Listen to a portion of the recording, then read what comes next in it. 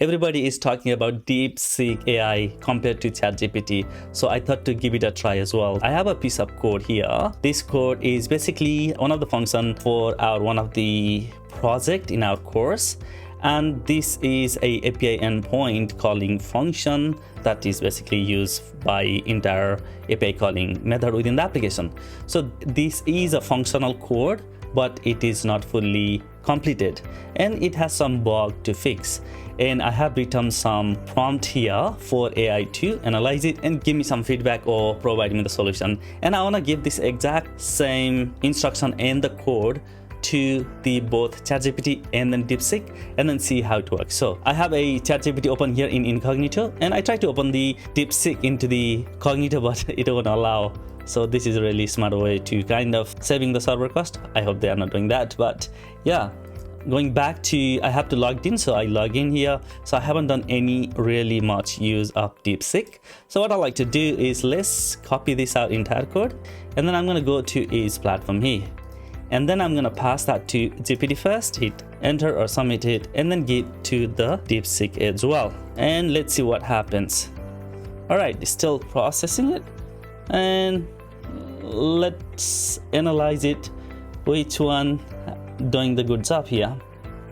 DeepSeek is a bit slow, so looks like he's writing very detailed information. So while it's just doing its job, let's go and look into GPT and then see what it says. So here are a few suggestions. Modify the error handling logic here. In the logic, check for the user should be logged out. Should only be triggered for the authentication error like 404. Should be based on the certain condition, i.e. non-expiry. Okay, yeah. So additionally, better code handling is implementing status code 400. Verify that it is actually correct. 𝗙𝗂𝗋 doesn't have the status property directly, blah blah blah, and doesn't really give you detail there. So scrolling down here, I wanna see. So basically, it has written another try catch block inside my catch block, and which I already don't like it. And nesting more code here. I don't really enjoy this approach. And also, of course, doing other few check. Okay, guys, if you are coder, you know what's going on here. I got enough information what it's trying to give me, and which is I'm not really happy here. Now I'm gonna go back to this DeepSeek, and then very first time I'm literally using this for code analysis. Let's see what it has to say. Okay, this is exactly the issue. It has given very to the point problem, which I did not really see here. Did we see that? So I do not see GPT giving me the exact location or the exact message where the issue is. Like here it is saying the behavior likely to due to the else block in the catch section of your API processor, the function which removes the JWT token from the storage whenever an error occurs, regardless of the error type. Yeah, that is the actual problem here. So if you look into this code, whenever we have the server side 400 error and then only that comes up with the just JWT expired, then we are basically rerunning the code after fetching the new token. Other than that, we are just deleting the token. That was the problem. So that was smart.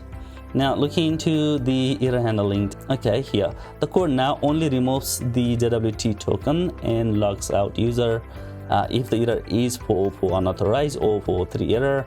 But basically it logs out anything. Okay, it has given to the point solution here. You should only remove the JWT tokens and log the user out when the error is specifically related to the authentication. That's correct, but for one authorized or for 3 forbidden and not for other type of, yeah, that's the solution kind of we are looking for. But here is the modified code. I'm gonna go straight away and then look into the catch section. At least it's not putting another try catch here inside the catch, which I'm okay. It looks for the message. Okay, it's just checking if condition, so it's gonna run this code only when that condition pass. If the code goes inside here, it will stop here, so this will not run. So if that doesn't pass through, then it's gonna check 401, error response status code is 43, then you can delete this. I think, yeah, honestly the solution comparing to, I'm gonna go back to ChatGPT quickly one more time to See the solution. It's doing pretty much similar thing, but this is way messy code, I would say. Honestly, I do like the way the DeepSeek has given the solution here comparatively the ChatGPT solution. Okay, that's my opinion over these two different tools, guys. What do you think? Let me know in the comment.